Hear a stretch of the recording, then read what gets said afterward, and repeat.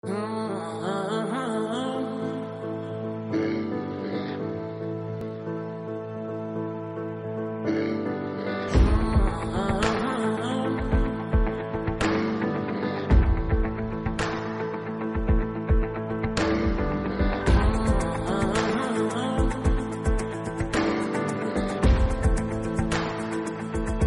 global seperti pertumbuhan penduduk memunculkan meningkatnya kemiskinan, menurunnya pertumbuhan ekonomi, pengangguran, pendidikan, kesehatan, kebutuhan energi, pelayanan publik, sampah, air, lingkungan, dan lain sebagainya tidak hanya di kota, namun desa, kecamatan, kabupaten, bahkan provinsi. Tantangan yang dihadapi yaitu implementasi parsial dan insidental, skop dan implementasi yang terlalu luas sehingga dampaknya tidak dirasakan masyarakat, terlalu berfokus pada pengembangan teknologi, melupakan tata kelola dan perubahan mindset sumber daya manusia untuk menjadi lebih baik, dan minimnya evaluasi terhadap implementasi integrasi layanan. Urgensi dari Living Lab yaitu kebutuhan implementasi yang terukur dan berkelanjutan, pendekatan atau solusi yang dampaknya langsung dirasakan masyarakat, kebutuhan kawasan percontohan dengan dasar co-creation, serta sistem komunikasi yang memungkinkan seluruh stakeholder untuk berbagi pengalaman dan berdiskusi mengenai pengembangan kawasan. Smarter World Living Lab merupakan living lab yang akan diimplementasikan di area terbatas yaitu kampus, jalan, desa, kota, kabupaten, dan lain-lain, dan area nyata dengan beberapa karakteristik. Objektif Living Lab terdiri dari 5 hal, yaitu peningkatan kualitas hidup, penyelesaian permasalahan dalam skala kecil, jalan, kampus, kawasan, kota, kabupaten, dan sebagainya, menyediakan prototipe teknologi, tata kelola dan pengembangan sumber daya manusia, evaluasi berkelanjutan untuk real problem dan real condition, knowledge center, dan shareable lab sebagai pusat pembelajaran untuk kota-kota di Indonesia. Area untuk urban, yaitu Braga, Dago, Dipati Ukur, serta Ganesa.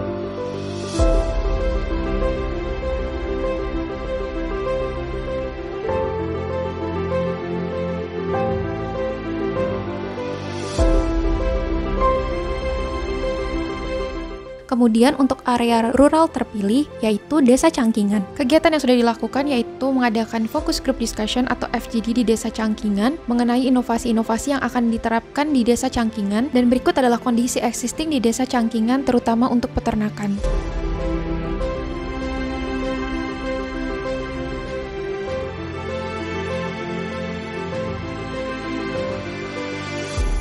Kemudian untuk area maritim terpilih yaitu Kecamatan Cantigi. Berikut adalah kondisi existing di Kecamatan Cantigi, di mana mayoritas masyarakatnya bekerja sebagai nelayan.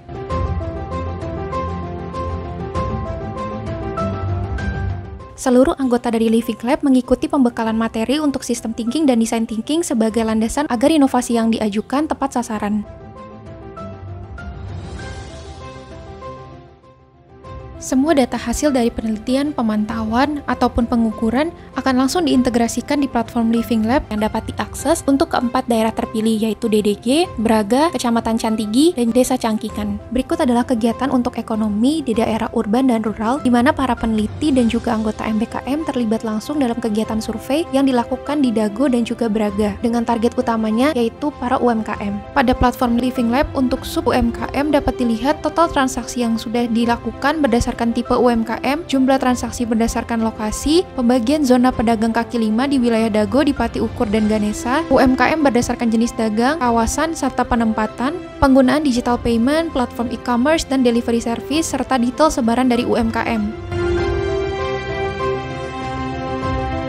Selanjutnya untuk domain sosial yaitu adalah telemedicine, di mana telemedicine ini merupakan konsep pengembangan inisiatif Smart Health, yaitu penggunaan teknologi untuk memberikan pelayanan kesehatan jarak jauh dengan fungsi utama untuk mempermudah pelayanan medis dan fasilitas kesehatan, terutama bagi masyarakat yang sulit dijangkau atau mengakses daerah tersebut. Fitur yang disediakan yaitu adalah konsultasi online, laporan medis online, rekomendasi obat online dengan resep resmi dokter dari rumah sakit atau klinik terpilih, pembelian dan penggunaan obat online dengan interaksi langsung yang minimal.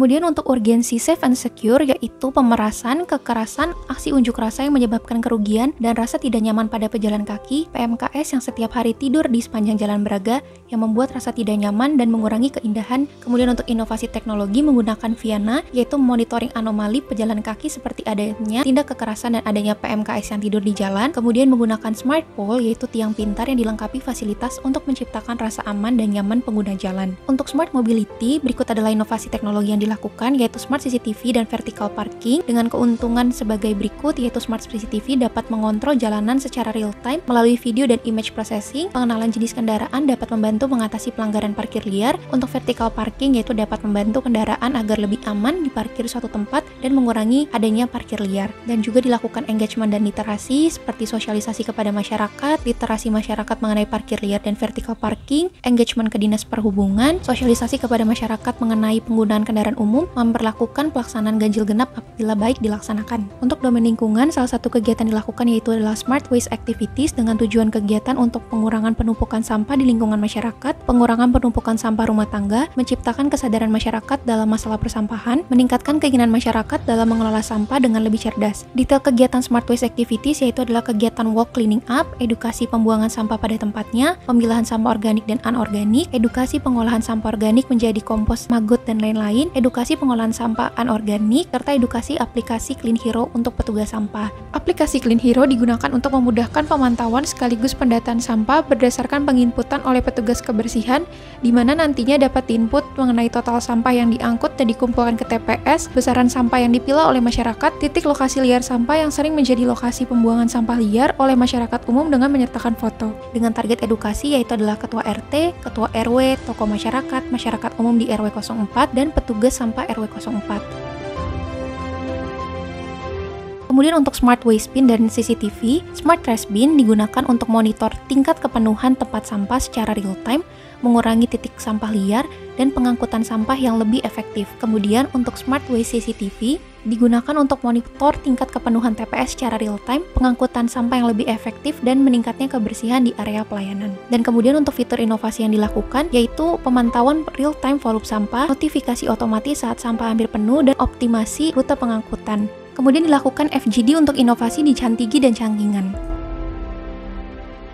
Untuk inovasi Smart Maritim yaitu penangkapan ikan terukur dengan skema sebagai berikut. Penangkapan ikan baru dialokasikan terjadi di TPI di mana ikan yang diukur merupakan ikan hasil tangkapan nelayan yang akan dijual. Ikan tersebut nantinya akan diukur spesiesnya, ukuran, dan kesegaran serta secara otomatis akan langsung terkalkulasikan harganya pada Smart Cantigi. Dengan skema penangkapan ikan terukur baru yaitu nelayan akan membawa ikan ke TPI, jumlah total tangkapan nelayan akan ditimbang dan dilakukan pemisahan ikan berdasarkan spesies, ukuran, dan kesegarannya. Data tangkapan ikan terkumpul dan terkoneksi pada cloud. Data ikan tersebut terkalkulasi dengan memunculkan harga pada marketplace. Inovasi selanjutnya itu charging station solar panel. Solar panel ini digunakan karena masih banyaknya nelayan yang tidak mempunyai lampu kedip dapat membahayakan aktivitas di malam hari, serta energi consumption yang dibutuhkan sekitar 30 liter untuk penerangan 4 buah lampu dengan waktu durasi melaut 7-15 jam. Untuk quality of life indicatorsnya yaitu mengurangi konsumsi penggunaan solar nelayan dengan memanfaatkan tenaga surya yang berupa solar panel. Innovative value proposition yaitu pemasangan panel surya untuk jasa charge dan menyewa baterai dengan service measurement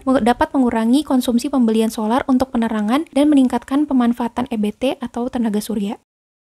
Pengukuran kualitas air tambak. Fokus problems pada kondisi ini yaitu pembudidaya masih belum melaksanakan pengukuran kualitas air secara periodik. Maka dari itu dibutuhkan monitoring kualitas air tambak dengan tujuan pengukuran kualitas air secara periodik, efektivitas kinerja di lapangan dengan respon yang lebih cepat, kontrol inisial yang tersentralisasi, penghematan energi melalui penggunaan PLTS dengan sistem pengukuran kualitas air menggunakan sensor oceanografi dengan menggunakan energi terbarukan PLTS sebagai sumber energinya. Selanjutnya terdapat river trash barrier yang digunakan untuk mengurangi jumlah volume sampah di sungai sebagai akibat dari tidak adanya daya angkut walaupun memiliki daya tampung sampah yang memadai di Kecamatan Candigi, menyebabkan masyarakat membuang sampahnya ke sungai yang terhubung dengan Sungai Cimanuk. Maka dari itu digunakan skema strategis berupa river trash barrier pada titik jenuh sampah dan pengambilan sampah pada trash barrier, kemudian mengikuti protokol dan ketentuan bank sampah yang akan dilakukan pengangkutan ke bank sampah dan pembayaran pada customer atau heroes bank sampah ke masing-masing fasilitas pengolahan dan pengolahan pihak ketiga atau partner.